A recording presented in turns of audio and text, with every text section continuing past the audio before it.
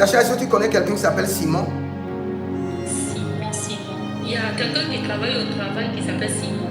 Natacha, dès que tu as parlé, j'ai entendu la voix du Seigneur et le Seigneur me dit, il y a quelqu'un qui veut se marier à Natacha et qui veut décider mais qui est indécis. Aujourd'hui il est chaud, demain il est froid.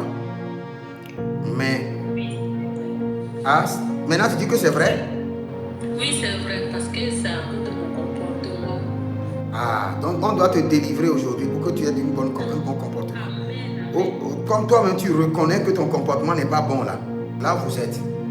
Est-ce qu'il y a un collège qui n'est pas loin, et au niveau de ce collège là il y a des arbres? Oui, il y a un collège qui n'est pas loin de vous. Non, dans le collège il y a un arbre. Oui, parce que je suis en train de te voir et je fais quelque part, je vois le collège, je vois l'arbre. Dans ce collège là, il y a une bénédiction qui t'appartient là-bas. Il y a une bénédiction qui t'appartient là-bas. Je ne sais pas ce que tu vas faire, ce que tu veux vendre, mais tu dois aller là-bas prendre certains renseignements. C'est comme si il y a quelque chose que tu dois organiser, que tu dois vendre, et c'est le collège là qui constitue ton réseau de clients. Actuellement, tu fais quoi?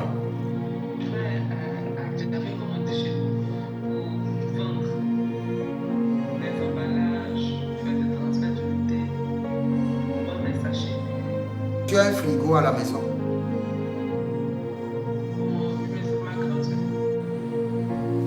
Pourquoi j'entends dans le règne de l'esprit que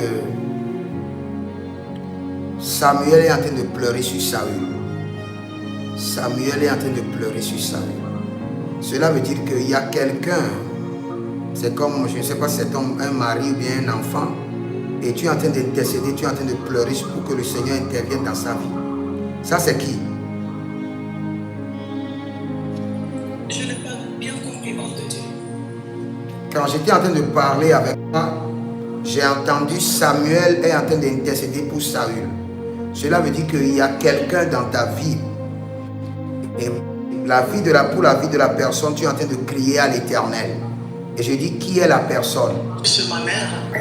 Elle est éthique et elle a un problème d'arthrose. Bien, le Saint-Esprit vient de te dire ton problème avec détail. Est-ce que tu remarques l'activité des esprits de Marie de nuit? Oui, mais je vois dans mes rêves une femme très claire de peau qui vient tenter de sortir avec moi. Mais je ne reconnais pas le visage de la femme. Je juste reconnais le peau clair. Donc tous ces derniers temps. Va demander à ta mère. La famille avait une connexion avec une rivière. Oui, exactement. Ils ont grandi au bord d'une rivière. Ce sont des riverains. Moi-même fait une cérémonie à l'âge de 12 ans. J'ai rêvé beaucoup de sirènes, des esprits des eaux. Alors on m'a amené dans une rivière et effectivement ils ont préparé à manger et ont jeté à la rivière. Aucun prophète ne t'a encore dit ça? Jamais. Quelle est la nourriture que vous aimez plus chez vous? Poisson. Et tu mets du sel dedans. Et tu vas déclarer: je reprends ce territoire, je possède ce territoire. Et tu vas verser ça dans ta maison, dans ta chambre, dehors, partout. Tu le fais la nuit ici. Tu sais ce que j'ai vu? Je suis en train de prier pour toi pour que le Seigneur me révèle avec précision l'activité que tu dois faire. Et j'ai vu une petite fille. C'est une petite fille. Mais elle a les cheveux jusqu'à ce que les cheveux là, ça trimballe par terre. Elle est rentrée chez toi. Et puis ses cheveux essuyaient le sol. Et quand ses cheveux essuient le sol, ses cheveux ramassent ton argent. Et elle retourne encore dans la rivière. Il y a un goudron qui est tracé depuis la rivière directement qui passe par ta chambre. Et des esprits là transitent là-bas. Quand ils passent là-bas, leurs cheveux essuient la terre. Et quand leurs cheveux essuient la terre, ils ramassent ton argent, ils ramassent ta bénédiction. Ce que vous parlez là, c'est vrai, parce que j'ai déjà fait un rêve et voir 3 personnes de cette taille-là avec des longs cheveux. Alors j'ai un problème, je ne traverse pas de rivière. Et je ne m'engage pas à passer là où il y a, je peux dire, l'écroulement de la terre, la forêt. Ça peut tellement faire que même je ne peux pas. Il y a un esprit de procrastination. Tu connais l'esprit qu'on appelle l'esprit de procrastination? Non, papa. C'est-à-dire que quand on a quelque chose à faire, on dit bon, je vais le faire après. Après, je vais le faire, mais je vais le faire demain. Je n'arrive pas, prophète, parce que ça fait beaucoup de temps, c'est comme si j'étais en train de revenir sur les mêmes choses. En ce moment même, j'avais eu un problème dans l'œil en octobre là, et je suis en train de marcher avec un seul œil. Donc c'est l'œil droit là, en ce moment, c'était l'infection, après les traitements et tout, et là, c'est vraiment fou.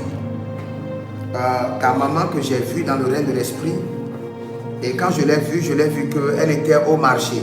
Il y avait eu un échange, comme un échange simple, où deux femmes se sont échangées. Dans cette querelle, toi, tu as été attaqué. Est-ce que tu as repris une classe? Ou bien il y a eu un problème? Oui, j'avais repris la classe de 4e primaire. Ça, c'était en RDC. Donc, disons, au niveau de chez nous, ici, là, c'est le CE2. Ensuite, au niveau du Congo, ici, c'est la seconde. Je suis en train de voir quelque part où on fait la couture. Aucune idée, papa. Ok. Premièrement, pour ton mari, si tu lèves demain, dis-lui de s'attacher au Seigneur. Il ne s'attache pas bien au Seigneur. Pour lui, ce n'est pas seulement obligatoirement qu'on doit prier, ce n'est pas obligatoirement qu'on doit faire ceci pour Dieu. Ce n'est pas obligatoire. Sans ça, même, on peut réussir. Ce n'est pas vrai. Il faut lui dire que ce n'est pas vrai. C'est vrai, papa. C'est comme, en fait, il croit pas. Oui, papa, il croit même pas à tout ça, il croit pas. Il se dit que tout ce qu'il arrive, c'est normal. C'est normal.